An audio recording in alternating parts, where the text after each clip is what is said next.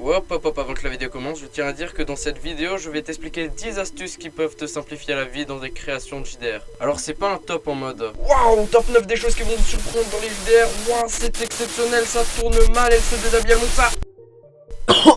Bref, non, c'est pas ce genre de vidéo. Déjà parce que c'est pas un top, c'est juste une énumération, il n'y a pas de réel classement. Et de plus, je vois pas comment le JDR et le putaclic seraient compatibles. Bon allez hop, bonne vidéo. Le quatrième va vous surprendre. Hey, vous savez, généralement quand on veut créer des JDR, on a tendance à vite se décourager quand on voit tout ce qu'on a à réaliser. Les personnages des joueurs, les PNJ, les scénarios, les cartes de jeu, l'univers, etc. Et on voit ça comme une montagne de choses à accomplir. Alors que finalement, non, le plus dur c'est juste de s'y mettre. Donc voilà le top des astuces, si on peut dire ça comme ça, qui vont vous aider dans les JDR. Top, liste, classement, t'appelles ça comme tu veux. Numéro 1, la liste d'objets. Alors ouais, c'est tout con, il n'y a pas 35 000 choses à dire dessus, mais le principe c'est juste de faire une liste d'objets qu'on peut donner aux joueurs quand tu manques d'inspiration et qu'il faut leur donner des trucs. Par exemple, ils sont en post-apo, ils fouillent dans une vieille épave de voiture, tu sais pas trop ce qu'il y a dedans, et bim, tu sors ta liste, pied de biche, paire de gants, gourde, allumette, coupe-ongle. Ça peut être une liste d'objets écrite ou dessinée. Tu adaptes ta liste en fonction de l'univers dans lequel tu fais évoluer tes personnages, c'est plutôt logique, mais sinon il n'y a pas grand chose d'autre à dire dessus. Bref, point suivant. Numéro 2, les fiches d'ennemis random. Alors là, le point est un peu similaire à celui précédemment. Le principe est juste de préparer à l'avance une liste de personnages random. Le genre de simple PNJ qu'on va juste utiliser pour faire obstacle aux joueurs. Tu peux aussi les utiliser si tu te rends compte que tu as fait des choses trop faciles et qu'il faut un peu ajouter de la difficulté. Histoire qu'ils galèrent un peu plus. Parce que si c'est trop facile, c'est pas marrant. On veut de la difficulté. Je veux voir du sang, chef. Je veux de la commotion. Je veux des hémorragies. Ouais, peut-être pas à ce point quand même. Après, bien sûr, il faut aussi varier tes ennemis. Il faut pas se dire ah, c'est bon, j'ai plus besoin d'en faire, j'ai une liste, tout est déjà préparé. Parce que si tu fais ça, les combats vont tous être identiques et ça va juste être une grosse répétition. Une grosse répétition. Une grosse répétition. Une grosse répétition. Une grosse répétition. Tu vois, t'aimes pas les répétitions. Là, je viens d'en faire 3-4, tu trouves ça chiant. Donc, ne fais pas de répétition. Ne fais pas de répétition. Ne fais. Oh, d'accord, j'arrête. Numéro 3, s'inspirer de fiction. Alors ouais, c'est un point un petit peu plus complexe que précédemment.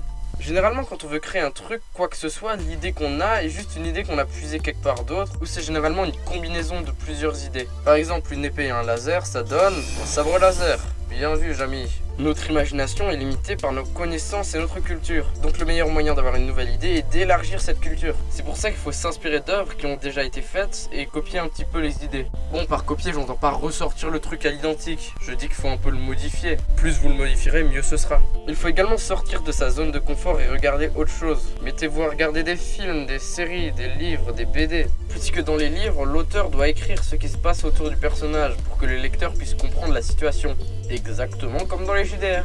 En plus, ça enrichira votre vocabulaire descriptif. À force d'y voir des méthodes de description, tu retranscriras ces techniques consciemment ou non. Crois-moi, tu le feras. Après, il faut une certaine inspiration, mais il faut pas copier-coller non plus. Il faut apporter sa touche personnelle. Dites-vous que tout a été déjà fait et que c'est la manière dont vous allez le faire qui va rendre la chose unique. Oui, c'est bien de moi ça. C'est pas du tout dans la vidéo que vous êtes en train de voir à l'écran. Ça n'a jamais été fait par toi, de la façon dont tu aurais Ouais, dû le enfin faire. bref. Numéro 4, demander l'avis aux joueurs à la fin des JDR.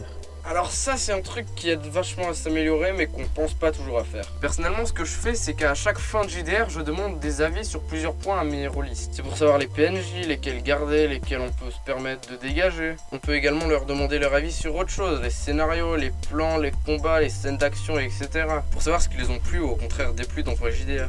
Encore une fois, il n'y a pas énormément de choses à dire dessus. Enfin, ça va donner un numéro de plus au top, ce qui va créer l'impression qu'il y a du contenu, alors que non. Numéro 5, demander à des gens extérieurs.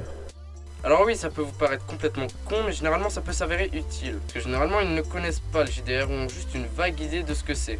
Donc ils ne seront pas influencés par les codes qui y figurent. Ce qui fait qu'ils auront des idées différentes que l'on n'a pas forcément quand quelqu'un est habitué au JDR. Alors là, je vais raconter un truc que mes joueurs n'ont pas encore joué. Donc tant qu'il y aura Vladimir en bas à droite de l'écran en train de danser, vous coupez le son. C'est bon, c'est fait? Évidemment, je demande juste à mes joueurs. Donc si tu joues pas à mes JDR, tu n'as pas besoin. C'est bon, c'est fait? Très bien. Donc une fois un pote qui n'a jamais joué au JDR m'a suggéré de mettre une scène où les joueurs sont en voiture et ils poursuivent d'autres personnes qui sont eux dans un camion. Mais pas n'importe quel camion. Un camion qui transporte des voitures. Tu sais, le genre de camion avec des genres de rampes. Mais bien sûr ce camion est vide, donc il y a uniquement les rampes. Donc les ennemis sont devant les joueurs en course-poursuite avec un camion vide. Ils sont lancés dans une course-poursuite acharnée quand soudain le camion donne un gros coup de frein et la voiture qui se trouvait à l'arrière du camion avec la vitesse se retrouve propulsée à l'avant du véhicule. Ah, tu vois comme ça a de la gueule. Et c'est un pote qui ne connaissait même pas le jeu de rôle avant que je lui parle qui m'a suggéré ça. Bien sûr, il faut que la personne en question ait quelque chose à faire du JDR parce que sinon autant parler à une plante. Je sais pas si t'as déjà essayé, niveau conversation t'es assez limité. Enfin bref, point suivant. Numéro 6. Dessiner. Alors ouais, je sais que c'est une chose que beaucoup de personnes n'aiment pas faire.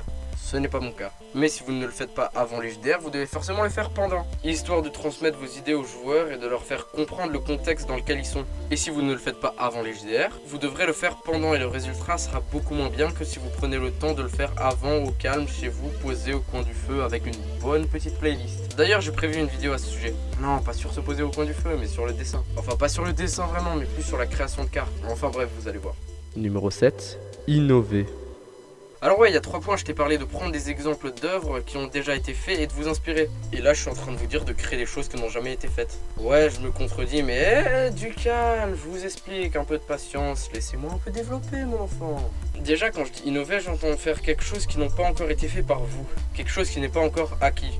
Et dans les JDR, pour être en constante progression, je te conseille de tenter des choses que tu n'as pas encore testées. Bien sûr, je ne dis pas que tu dois avoir un truc totalement inédit que jamais personne n'a fait, mais de tout simplement innover par rapport à ce que toi tu as fait. Par exemple, si tu es en médiéval fantastique, à la place de mettre des bandits dans les grottes, tu peux changer de décor, rajouter des obstacles, ajouter des enjeux comme des embuscades, des attaques imprévues, parce que les prendre au dépourvu c'est toujours plus intéressant. Mets en place de nouveaux types d'ennemis qui ont d'autres manières de se combattre, qui se défendent différemment. Bref, à chaque JDR, ajoute de nouvelles choses.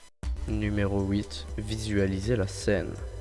Alors là, c'est un conseil un peu plus dans la pratique que dans la création. Le principe est juste de visualiser la scène dans laquelle vont évoluer tes joueurs, pour pouvoir mieux retranscrire le contexte à l'oral.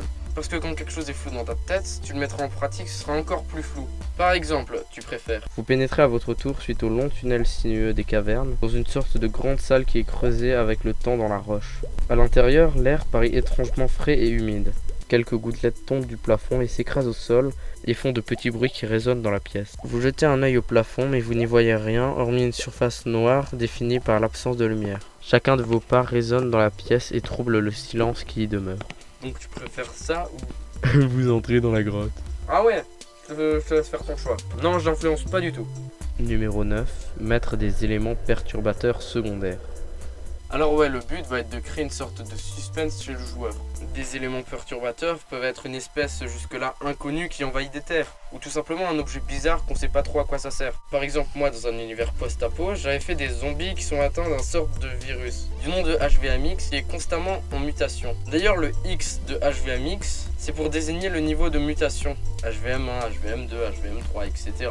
Et voilà, cette vidéo touche à présent à sa fin. Vous pouvez mettre le petit pouce bleu, le blabla habituel, vous abonner, tu connais. Et moi je suis en train de vous préparer une vidéo un peu plus grosse, du coup je vous fais ça en attendant. Je voulais qu'il y ait un truc entre, mais je voulais pas que ce soit un truc trop petit, donc j'ai fait ça. Comme ça j'espère que ça va plaire à tout le monde. Donc voilà, c'est tout ce que j'ai à dire. Je vous dis à la prochaine vidéo. Ciao!